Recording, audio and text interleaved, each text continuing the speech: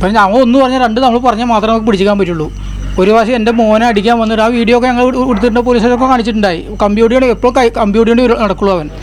എല്ലാ ശാന്തമായ സമയത്ത് പിന്നെ ചെന്ന് അക്രമം നടത്തിയത്. അവൻ്റെ അമ്മ ദൃസാക്ഷിയാണ്, അമ്മ കണ്ടിട്ടുണ്ട് അവൻ ചെയ്യണത്.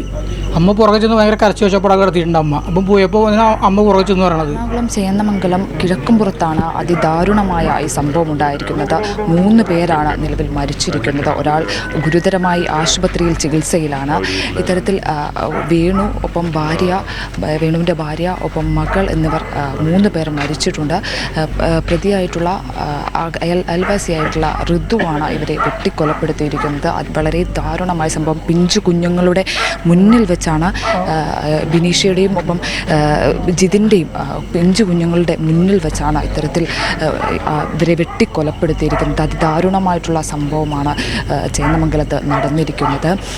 അയൽവാസികൾ തമ്മിലുള്ള തർക്കമാണ് ഇത്തരത്തിലൊരു ആക്രമണത്തിന് കാരണമെന്നാണ് പറയുന്നത്. പ്രതി നിരവധി കേസുകളിൽ പ്രതിയാണ്, റൗഡി ലിസ്റ്റിൽ ഉൾപ്പെടെ ഉള്ള ആളാണ്. 3 കേസുകളോളം പ്രതിക്ക് 3 കേസുകൾ നിലവിലുണ്ട്. അത്തരത്തിൽ ക്രിമിനൽ സ്വഭാവമുള്ള ഒരാളാണ്. നിരന്തരം ശല്യക്കാരനാണ്. മുൻപും അയൽവാസികൾക്ക്, ഇവർക്ക് മാത്രമല്ല അയൽവാസികൾക്ക് പലർക്കും ഇത്തരത്തിൽ ശല്യമുണ്ടാക്കിയതായിട്ടാണ് ഇവിടെയുള്ള പ്രദേശവാസികൾ പറയുന്നത്. അത്തരത്തിൽ ഒരു പൊതുശല്യമായ ആളുകൾക്കെല്ലാം ശല്യമായിട്ടുള്ള ഒരാളാണ് പ്രതി എന്ന് പറയുന്നത്. എന്നിരുന്നാൽ പോലും 3 ജീവനുകളാണ് നഷ്ടമായിരിക്കുന്നത്. ഇപ്പോൾ അയൽക്കാർ നമ്മോടൊപ്പം ചേരുന്നുണ്ട്. ചേട്ടാ, എന്താണ് സംഭവിച്ചത്? ഒരു മുൻവൈരാഗ്യം എന്ന് പറയാനൊന്നുമില്ല. ഇന്ന് ചെറിയ ചെറിയ സംഭവങ്ങൾ നടക്കുന്നത്. ഒരു പ്രാവശ്യം ഗേറ്റ് ചവിട്ടി പൊളിച്ച് ഒരു പരാതി കൊടുത്തു. അന്ന് അവൻ്റെ പേര് വെക്കാണ് പരാതി കൊടുത്തത്. രണ്ടാമത്തെ ദിവസം അവിടുത്തെ പെങ്കൊച്ചിനെ കൂട്ടി, അതായത് ഇപ്പോൾ മരിച്ച പെങ്കൊച്ചും കൂട്ടി ആണുങ്ങളെ കൂട്ടി അവവാദം പറഞ്ഞു നടക്കുമായിരുന്നു. അപ്പോൾ അവരൊന്ന് ചോദിക്കാൻ ചെന്നിട്ടുണ്ടായി. അതിന് ശേഷം പരാതി കൊടുത്തു. അപ്പോൾ അവനെ പോലീസ് വിളിച്ച് വാണിംഗ് കൊടുത്തിട്ടുണ്ടായി. ഇങ്ങനെ ഇനി ഒരു പ്രശ്നം ഉണ്ടായി. അതിലിടയ്ക്ക് ഞങ്ങളും പരാതിക്കാരാണ് അവൻ്റെ പേർക്ക്. ഞങ്ങൾ ഉപദ്രവിച്ചിട്ട് ഞങ്ങൾ പരാതി എടുത്തപ്പോൾ സാറുമാർ പറഞ്ഞത് അവന് പേര് കാപ്പ ചുമത്തുമെന്ന് പറഞ്ഞിട്ടുണ്ടായത്. പക്ഷേ പോലീസിന് പോലും ഒന്നും ചെയ്യാൻ പറ്റാത്തൊരവസ്ഥയാണ്. കാരണം അവൻ്റെ പേരിലൊരു സർട്ടിഫിക്കറ്റ്, മെൻ്റൽ സർട്ടിഫിക്കറ്റ്, അതും വെച്ചാണ് അവൻ്റെ അമ്മയാണ് അതിൻ്റെ ഫുൾ സപ്പോർട്ട് അവന്. ഇന്നിപ്പോൾ അമ്മ അവിടെ ഭയങ്കര കരച്ചിലും ഇതൊക്കെ ഉണ്ട്. സ്ഥിരമായിട്ട് അയൽക്കാർക്ക് എല്ലാവർക്കും ശല്യമാണ്. അയലൊക്കെ എല്ലാവർക്കും ഒന്നുമില്ല. ഞങ്ങൾക്ക് 3 വീട്ടുകാർക്ക് മാത്രം. ഒന്ന് ആ വീട്, ഒന്ന് ഈ വീട്, ഒന്ന് ഞങ്ങൾ പുതിയതായിട്ട് ഒന്ന് താമസിക്കുന്നതാണ്. ഏത് തരത്തിലുള്ള ശല്യമാണ്? ശല്യം കല്ലെറിയുക, തെറി പറയുക, ഇതൊക്കെയാണ്. അപ്പം ഞങ്ങൾ ഒന്ന് പറഞ്ഞാൽ രണ്ട് നമ്മൾ പറഞ്ഞാൽ മാത്രമേ നമുക്ക് പിടിച്ചിക്കാൻ പറ്റുള്ളൂ. ഒരു പ്രാവശ്യം എൻ്റെ മോനെ അടിക്കാൻ വന്നിട്ട് ആ വീഡിയോ ഒക്കെ ഞങ്ങൾ കൊടുത്തിട്ടുണ്ട്, പോലീസുകാരൊക്കെ കാണിച്ചിട്ടുണ്ടായി. കമ്പ്യൂട്ടർ എപ്പോഴും കമ്പ്യൂട്ടർ നടക്കുള്ളൂ അവൻ. ഇങ്ങനെയൊക്കെയാണ് അവർ പ്രശ്നങ്ങൾ. ഇന്നെന്തായിരുന്നു ഒരു ആക്രമണത്തിന് കാരണം? എന്തായിരുന്നു? ഒരു പ്രശ്നം ഉണ്ടായിട്ടില്ല. ഇന്ന് ഒരു പ്രശ്നം ഉണ്ടായില്ല. അപ്പോൾ അവൻ 2 ദിവസമായിട്ട് വന്നിട്ടുള്ളൂ. തിങ്കളാഴ്ച ബുധനാഴ്ച വന്നിട്ടുള്ളൂ. സ്ഥലത്തുണ്ടായില്ല. കുറച്ച് നേരം അവിടെ പോയിക്കായിരുന്നു. വീട്ടിൽ അച്ഛനും അമ്മയും ഒന്നും ഉണ്ടായില്ല. ഇന്ന് എൻ്റെ മോൻ പറഞ്ഞ് അവൻ ഇതിവിടെ നടക്കണ്ടായെന്ന് പറഞ്ഞ് വെറുതെ ചുമ്മാ തിളങ്ങുമ്പോഴേക്കും നടക്കുമായിരുന്നു. ഇപ്പോൾ ഇന്നെന്തായിരുന്നു ആക്ച്വലി സംഭവിച്ചത്? എന്തായിരുന്നു? യാതൊരു വാക്ക് തർക്കം ഒന്നും ഉണ്ടായിട്ടില്ല. സാധാരണ പോലത്തെ ദിവസമായിരുന്നു ഇന്ന്. ഇല്ല, ഞാൻ കണ്ടിട്ടുണ്ടായില്ല. അവരെ കെട്ടിന് ശേഷം ഞാൻ പോയി കണ്ടിട്ടുണ്ടായി. ബ്ലഡ് കുടിച്ചിടക്കായിരുന്നു. പ്രതി സ്ഥിരമായിട്ട് ഇവിടെ താമസിക്കുന്ന ആളാണോ? അത് പുറത്ത് പോകുന്നത് താമസക്കാരനാണ്.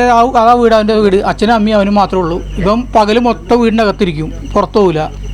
അവിടെ ഒരു ജനലിൽ അഴിയുണ്ടായി കൂടി എല്ലാം വാച്ച് ചെയ്യുന്ന ആളാണ്. ഇപ്പോൾ അവിടെയാണെങ്കിലും ആ ചേട്ടനാണെങ്കിലും ഇപ്പോൾ കുറച്ച് ദിവസം പണിക്ക് പോകില്ല. വയസ്സായെങ്കിലും ആ ചേട്ടൻ പണിക്ക് പോകും. മരുമോൻ ഗൾഫിലായിരുന്നു. അവൻ വന്നിട്ട് 6 മാസമായി. അവന് കാലെന്തോ വേനുന്നത് കൊണ്ട് അവനും പോയിട്ടില്ല. അവർക്ക് വെയ്യാണ്ട് കിടക്കായിരുന്നു. എല്ലാ ശാന്തമായ സമയത്താണ് പിന്നെ ചെന്ന് അക്രമം നടത്തിയത്. അവൻ്റെ അമ്മ ദൃസാക്ഷിയാണ്, അമ്മ കണ്ടിട്ടുണ്ട് അവൻ ചെയ്യണത്. അമ്മ പുറകെ ചെന്ന് ഭയങ്കര കരച്ചു വെച്ചപ്പോഴൊക്കെ നടത്തിയിട്ടുണ്ട് അമ്മ. അപ്പം പോയപ്പോൾ അമ്മ പുറകെ ചെന്ന് പറയണത്. ഉടനെ തന്നെ ഇപ്പോൾ ആക്രമണം നടത്തി ഉടനെ തന്നെ ആള് രക്ഷപ്പെടുമായിരുന്നു. അവിടെ തന്നെ ബൈക്ക് എടുത്ത് രക്ഷപ്പെടുന്നു. അവൻ പോലീസ് പോയി കീഴടങ്ങിയെന്നാണ് പറയണത്. അവിടെ തന്നെ ബൈക്ക് എടുത്ത് അവൻ പോയത്. ഹോസ്പിറ്റലിൽ ഇതൊക്കെ എല്ലാവരും അയൽവക്കക്കാരൊക്കെ തന്നെ ഒരുമിച്ചത്. ഉടനെ തന്നെ ആളുകൾ കണ്ടില്ല. ഉടനെ ആൾ കണ്ടു. ആർക്കും ചെയ്യാൻ പറ്റാത്ത അവസ്ഥയായി പോയി. പിന്നെ സഹിക്കാണ്ടായി. പോലീസ് വരാൻ കഴിയുമ്പോൾ സഹിക്കാണ്ടായപ്പോൾ ആംബുലൻസ് വിളിച്ചിരുത്തി കൊണ്ടുപോയതാണ്. അതുതന്നെയാണ് പറയുന്നത്. പ്രതി സ്ഥിരമായി ഇത്തരത്തിൽ ആളുകൾക്ക് ശല്യമുണ്ടാക്കുന്ന ആളാണ്. 3 ക്രിമിനൽ കേസുകളുള്ള ആളാണ്. അത്തരത്തിൽ സ്ഥിരമായി നാട്ടുകാർക്ക് ഒക്കെ ശല്യം ചെയ്ത് നടക്കുന്ന ഒരു ആൾ തന്നെയാണ്. ഇത്തരത്തിൽ ഒരു മതിലുമായി ബന്ധപ്പെട്ട് മതിൽ പൊളിക്കുന്നതുമായി ബന്ധപ്പെട്ട് ഒരു തർക്കമുണ്ടായിരുന്നു. അപ്പോൾ സ്ത്രീകളെ ശല്യം ചെയ്യുന്ന ഒരാളായിരുന്നു, സ്ഥിരമായി സ്ത്രീകളെ ശല്യം ചെയ്യുന്ന ഒരാളായിരുന്നു എന്നൊക്കെ നാട്ടുകാർക്ക് പരാതിയുണ്ട്.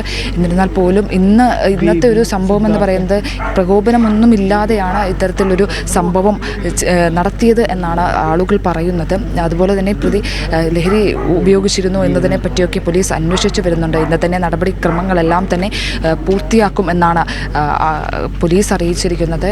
പോലീസ് കേസ് രജിസ്റ്റർ ചെയ്തിട്ടുണ്ട്. രക്ഷപ്പെടാൻ ശ്രമിച്ച പ്രതിയെ പോലീസ് പിടികൂടുകയായിരുന്നു. ക്യാമറ പേഴ്സൺ മനോജ് പി എല്ലിനൊപ്പം ലിഡിയ ജേക്കബ്, മീഡിയ 1.